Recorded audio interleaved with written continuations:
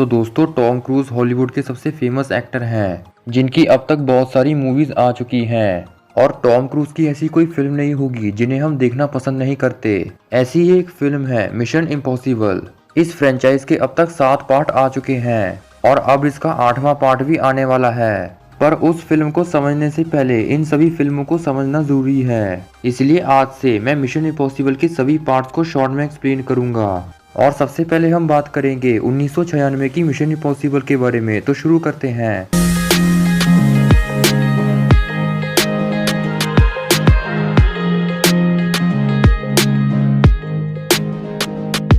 तो ये कहानी शुरू होती है कई साल पहले ईस्टर्न यूरोप में, जहाँ पर CIA नाम का एक पुलिस डिपार्टमेंट था। CIA का मतलब होता है सेंट्रल इंटेलिजेंस एजेंसी। ये एक ऐसा डिपार्टमेंट था जो कि खुफिया जानकारी ढूंढते थे और इस डिपार्टमेंट के सभी एजेंट्स बहुत ही होशियार थे।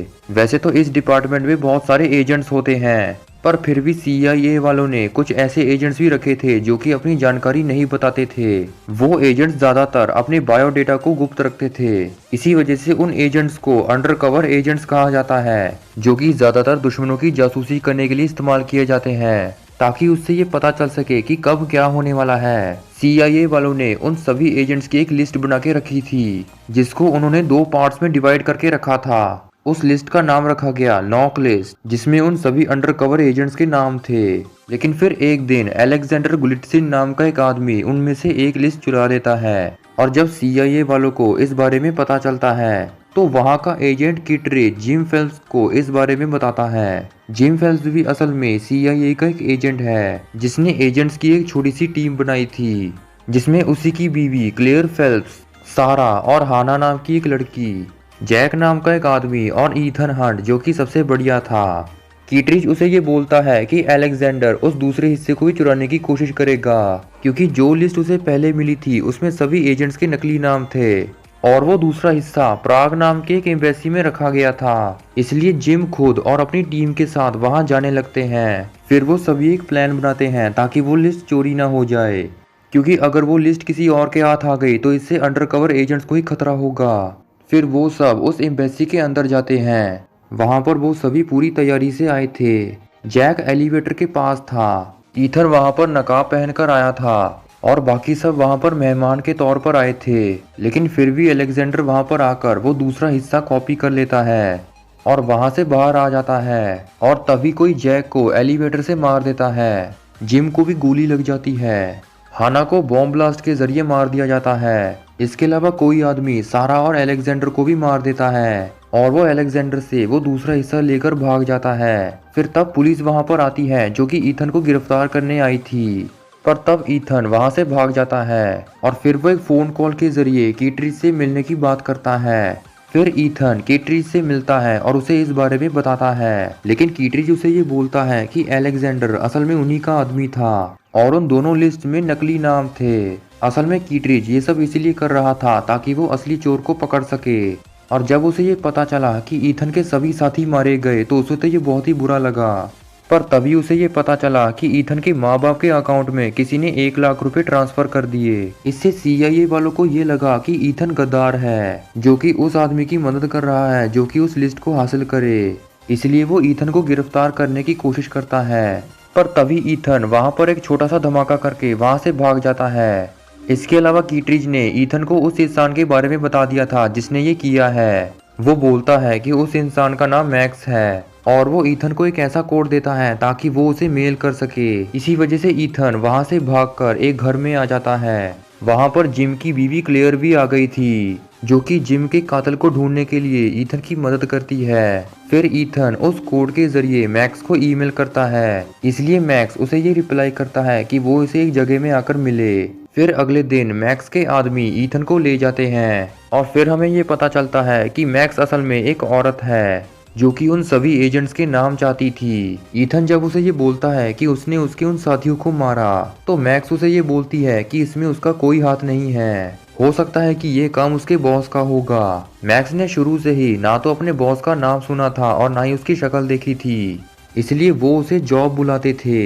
ईथन मैक्स को ये बोलता है कि जो लिस्ट उन्हें मिली है वो असल में नकली है और आधे घंटे में पुलिस उन्हें गिरफ्तार करने आ जाएगी। पहले तो मैक्स को इस पर यकीन नहीं था, पर जब उसे ये पता चलता है कि वो लिस्ट नकली है तो उसे ईथन पर यकीन हो गया। ईथन उसे बोलता है कि अगर वो लिस्ट ढूंढकर उसे दे दे तो वो बदले में उसे जॉब से मिलवाए, जिसके लिए मैक्स मान गई थी। फिर पुलिस के वहां आने से पहले ही मैक्स और ईथन वहां से भाग गए थे। ईथन अब ये डिसाइड करता है कि वो सबसे पहले उस लिस्ट को ढूंढेगा ताकि वो उसे मैक्स को दे सके और फिर बाद में वो उस आदमी से मिले जिसने ये किया है। इस काम के लिए ईथन और क्लेयर लूथर नाम के एक आदमी और क्रीगर से मिलते हैं।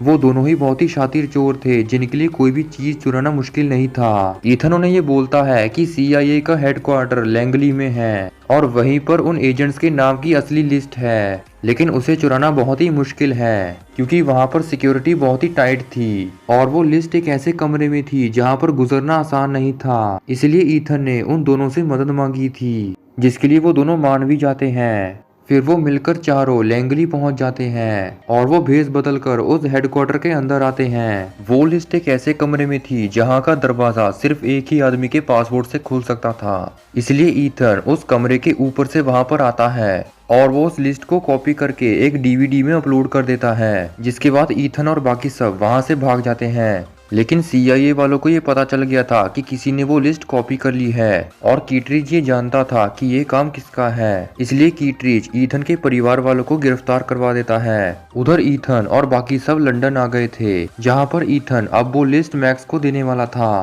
पर तभी उसे पता चलता है कि उसके घर वाले गिरफ्तार हो गए हैं। उधर कीटरिज ये समझ गया था कि ईथन लंदन में आ गया है, इसलिए वो ईथन को ये बोलता है कि अगर वो सरेंडर कर दे तो वो उसके परिवार वालों को छोड़ देंगे। पर ईथन उसकी ये बात नहीं मानता और तभी वहां पर जिम आ जाता है जो कि अभी भी जिंदा था। ईथन उसे बोलता है कि उसे वो लिस्ट मिल गई है जिसे वो मैक्स को दे देगा ताकि वो उस इंसान तक पहुंच सके जिसने ये किया है। फिर अगले दिन ईथन और बाकी सब एक ट्रेन में आ जाते हैं। उस ट्रेन में मैक्स भी थी जिसे अब वो लिस्ट मिल जाती है और तब मैक्स अपना वादा पूरा करती है। वो ईथन को ये कहती है कि वो आदमी भी उसी ट्रेन में है। इसके अलावा ईथन ने मैक्स से उस लिस्ट के बदले में पैसे भी मांगे थे, जिसके लिए मैक्स तैयार हो गई थी। और तब हमें ये पता चलता है कि वो आदमी असल में जिम है। उसी ने फिल्म के शुरू में ईथन के साथियों को मारा था और उसने ईथन के माँ बाप के खाते में 1 लाख रुपए डाले थे ताकि वो ईथन को गद्दार साबित कर सके। जिम को उस लिस्ट से कोई भी मतलब नहीं था। वो ये चाहता था कि ईथन वो असली लिस्ट ढूंढे और उसे मैक्स को दे दे, जिसके बाद मैक्स उसे पैसे देगी और फिर जिम ईथन से वो पैसे छीन लेगा। इसके अलावा उसकी बीवी क्लेयर और क्रीगर भी मिले हुए थे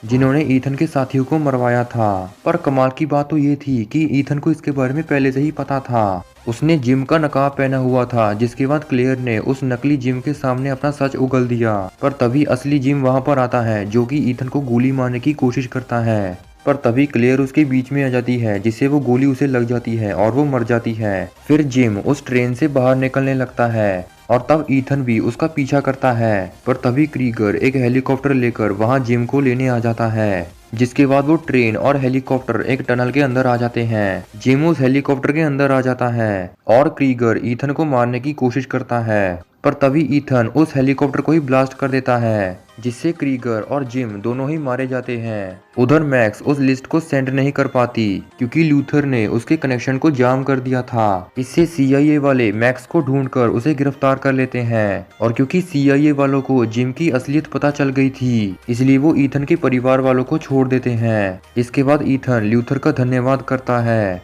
और फिर वो एक प्लेन से वापस जाने लगता है, पर तभी एक एयर होस्टेज उसे एक फिल्म की टेप देती है। फिल्म के स्टार्ट में जिम को भी बिल्कुल इसी तरह से टेप मिली थी जिससे इस मिशन की शुरुआत हुई। उस टेप को लेकर ईथन ये समझ गया था कि उसके लिए एक नया मिशन शुरू हो गया है। इसकी आगे की कहानी सेकंड पार्ट में पता चलेगी। अगर आपको ये वीडियो पसंद आई हो तो इसे लाइक और शेयर जरूर कीजिए और चैनल को सब्सक्राइब करके बेल आइकन भी प्रेस करें।